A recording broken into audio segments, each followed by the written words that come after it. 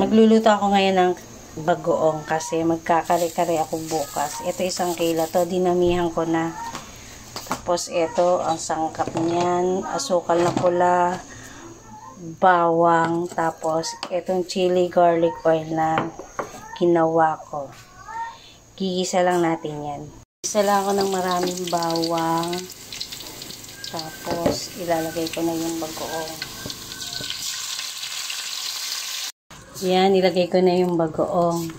Gisa lang natin siyang mabuti. Kailangan lang naman dito, matagal mong niluluto eh. Tapos dagdag ka ng dagdag ng mantika. Tulad yan, parang kulang sa mantika. Dagdagan natin mantika. Yan, tapos yan, dinagdagan ko rin ng mantika yan. Tapos, asukal na pula. Lulutuin lang natin ito ng matagal.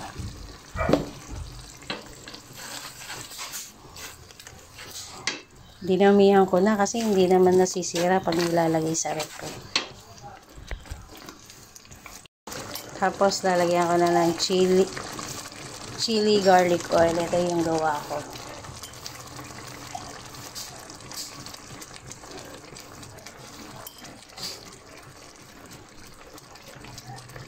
Ayan, lutuin lang natin siya ng matagal. Pag kulang sa mantika, dagdagan na lang. Yan, nilagyan ko na lang ng siling labuyo. Mamaya ko na lang titikman ulit pag malapit ng maluto. Pero kung may budget kayo, lagyan nyo ito ng piritong liempo para masarap. Kaya lang ako, wala eh. Saka pang kare-kare kasi ito eh. Kaya kahit walang baboy, okay lang. Dagdagan ko ulit yung mantika. Basta tuwing kumukonti yung mantika, lalagyan nyo na lang. Dadagdagan nyo. Halo ulit. Basta matagal na haluan, dapat kahoy talaga ginagamit. Kahoy na sandok. Dagdagan ko ulit ng mantika.